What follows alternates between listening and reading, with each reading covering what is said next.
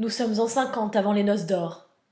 Aujourd'hui, Thérèse et Jacques ne sont que deux, mais bien vite, ils s'entourent d'une descendance nombreuse.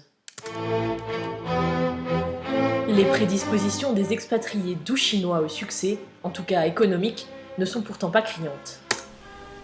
Il est grand temps que l'impéritie de Thérèse et Jacques de Crémous, dont les arguties n'ont de cesse de consumer leur résipiscence dans les êtres de la déréliction, mène enfin ces soliveaux à l'admonestation de leur coq cigru. Malgré tout, Jacques de Crémous se laisse tenter par les sirènes de la mécanique. Muni de sa boîte à outils et à blasphème, il se lance dans la bonne voiture allemande. En dépit de cet échec tout relatif, posons-nous la question. La réussite est-elle nécessairement économique ? Depuis la start-up de Pralognan jusqu'à la multinationale villardienne, retraçons le parcours exemplaire d'une entreprise familiale qui n'a jamais trahi ses valeurs. Pour mener à bien leur entreprise, Thérèse et Jacques pourront s'appuyer sur leurs multiples automobiles, mais aussi sur leur âme de globetrotter. Et voilà la belle France. De l'enfer du Nord aux ors de Fontainebleau, de la côte sauvage au Cornafion, des tunnels de Roissy à Cordes-sur-Ciel, ils traceront leur route.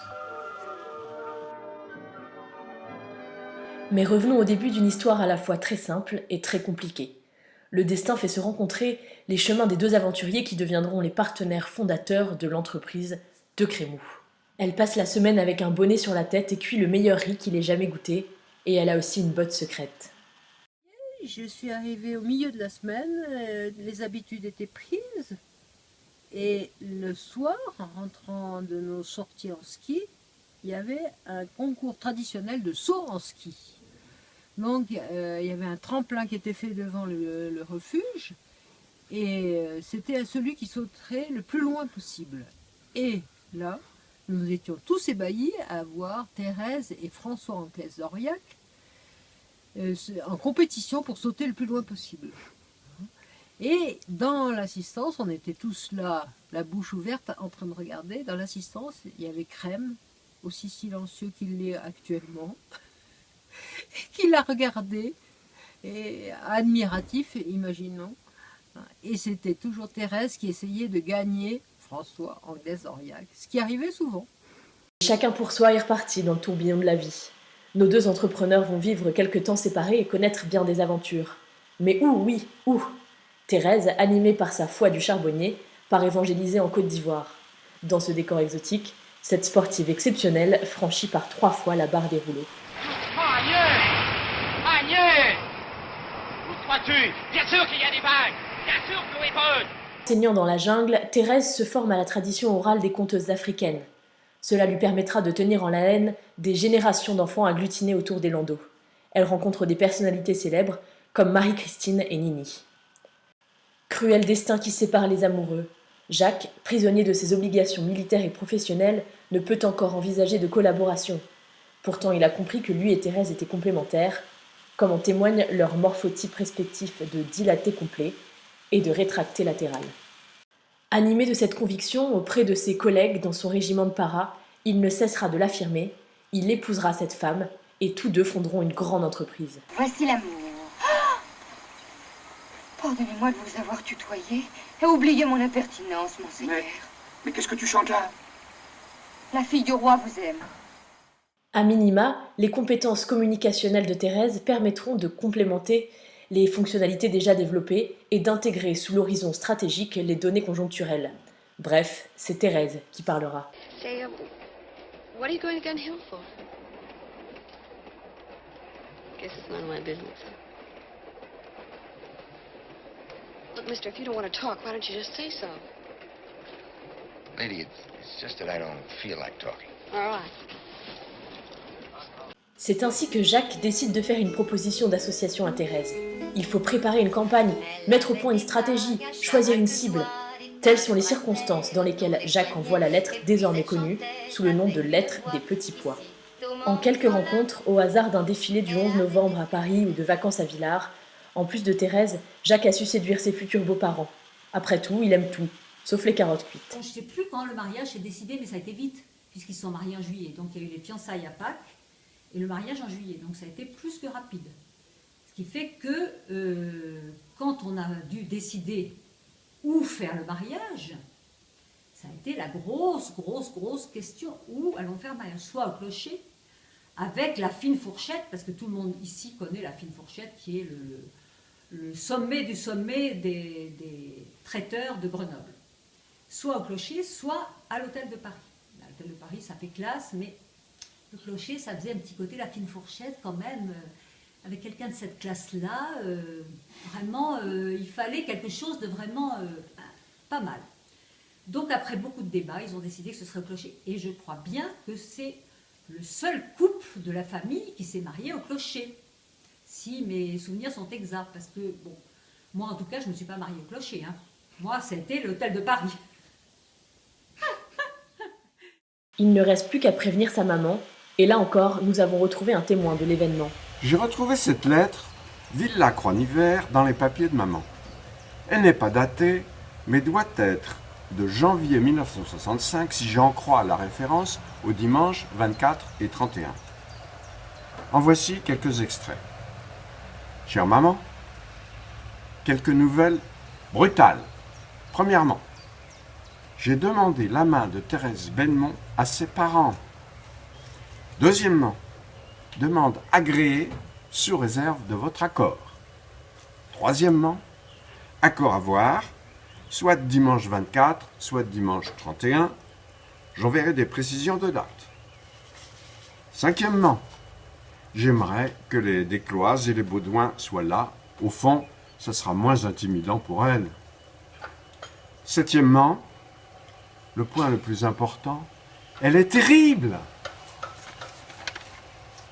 Deuxièmement, le plus marrant, renseignement obtenu sur moi par mes futurs beaux-parents, intelligent et travailleur. J'ignore la source de ses originalités. Je vous embrasse, Krems. Et puis c'est l'heure de la noce.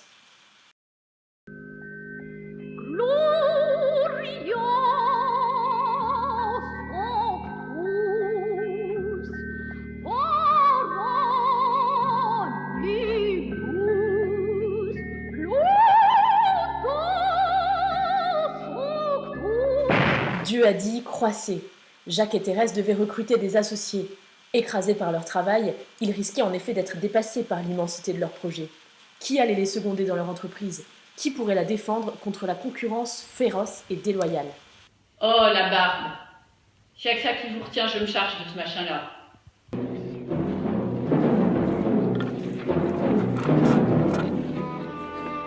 Il fallait encore faire connaître l'entreprise et trouver quelqu'un capable de la représenter en écrivant et en chantant. Jusqu'ici, ça va. Jusqu'ici, ça va. Il fallait recruter des gens qui, comme Jacques et Thérèse, ne connaîtraient pas l'appât du gain. Très bien, Chris. 20 $. Tout ça, c'est de la mousse. Qu'est-ce qu'il y a derrière? Le noyau dur était là pour assurer la relève. Il fallait trouver à présent des spécialistes. Des hommes, d'abord, qui maîtrisaient parfaitement les microcircuits et qui, pour des raisons bien à eux, cherchaient le danger ou la compétition. J'ai gagné mon match 1. Dis, j'ai gagné. Perdu. Des hommes qui maîtriseraient les produits chimiques et assureraient l'animation.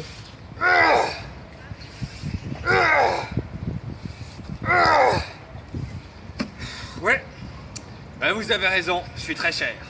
Mais aussi des hommes raffinés qui feraient de l'entreprise un modèle de distinction.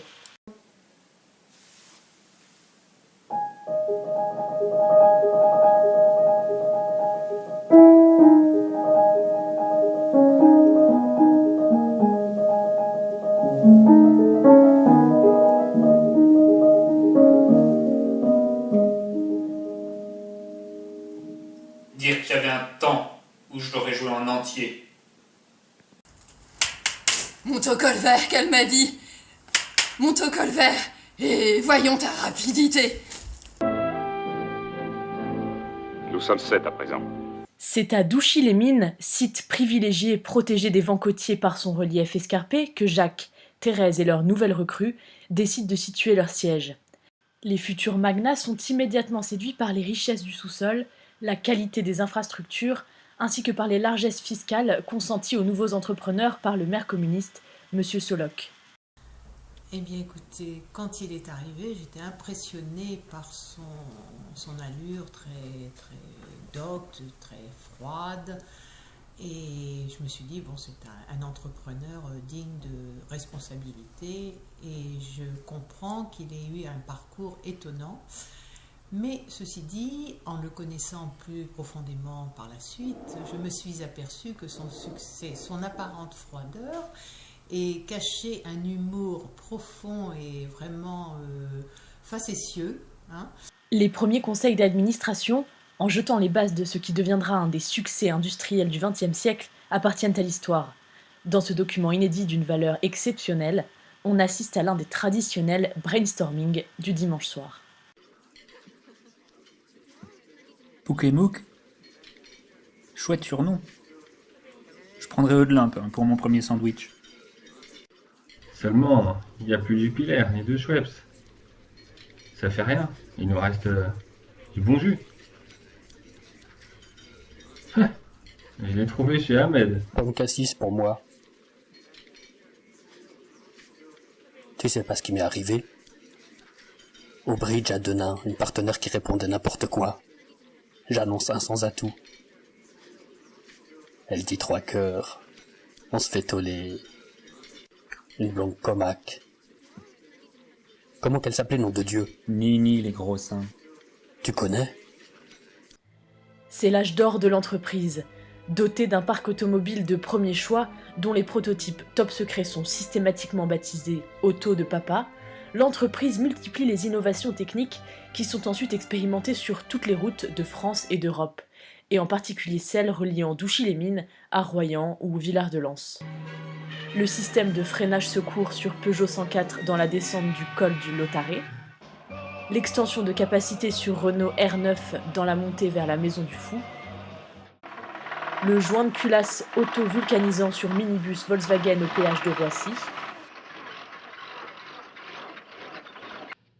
la vision augmentée infrarouge sur un Renault 21 dans le brouillard de Zakopane. Ces innovations font le tour du monde. Le Pouc et la Mouque, rapidement à l'étroit à Douchy-les-Mines, commencent à rêver à des horizons plus larges. Jacques est entraîné par son devoir dans une frénésie de voyage. Est-ce la responsabilité d'une si grande famille, ou bien la fréquence de ses visites en Égypte, qui précipite son mimétisme avec Ramsès ?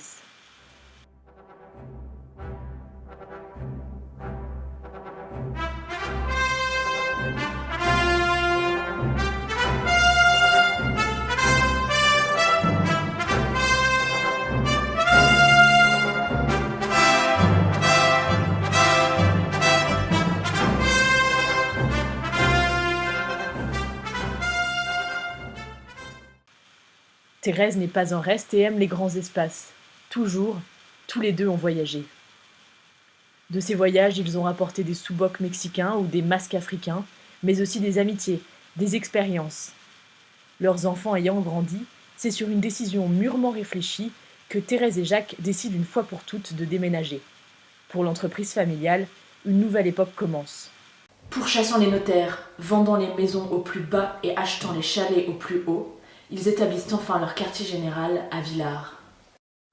C'est là qu'ils recevront leurs petits-enfants. Pour la nouvelle génération, tous les matins à 6h, l'entraînement commence. Ça tourne. Courir à 8 ans derrière Mamouk le long des précipices. Si au pique-nique, vous mangez de l'ambroisie à la place de vieux pruneaux, ne cherchez pas, c'est que vous êtes mort. Quand le Vercors est trop petit pour eux, ils emmènent leurs petits-enfants chercher les indulgences vers Saint-Jacques-de-Compostelle. Marcher dans le brouillard, dormir au milieu des ronflements.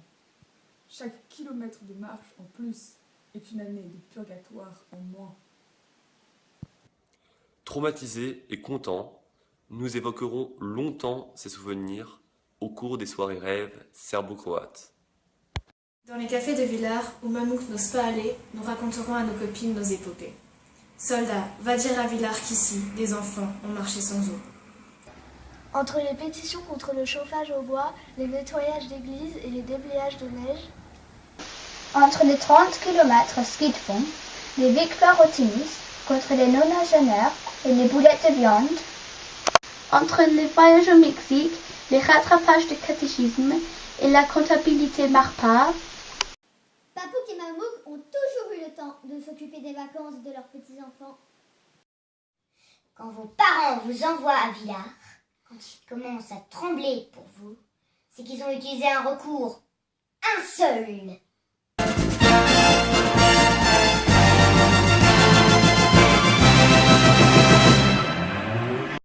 J'adore quand un pèlerinage se déroule sans accroc.